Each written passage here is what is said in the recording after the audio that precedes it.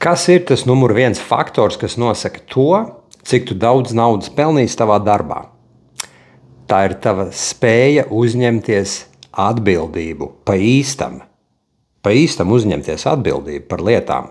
Un tu tagad teiksi, nu jā, es taču to zinu. Par to jau visi runā. Atbildība vai ne? Atbildības uzņemšanās.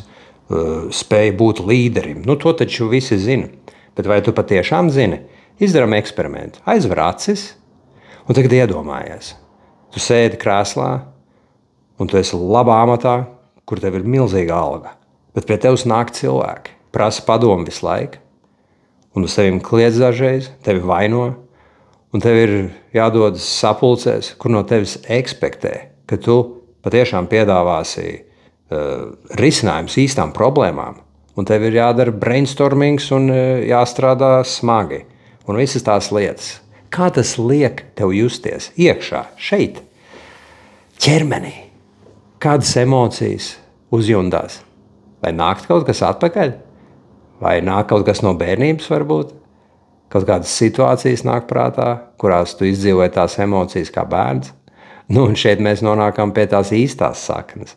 Tas viss ir par bērnības traumām, par nedziedināto iekšējo bērnu, par zemapziņas programmām. Un atkal tu teiksi, nu jā, par to jau visi runā. Nu, bet tā ir taisnība, mans draugs. Tā ir patiešām taisnība. Jo viss tas vada neredzami tavu dzīvi, un tas kontrolē tevi. Un tu neesi tas, kurš patiešām pieņem lēmumus tavā dzīvē.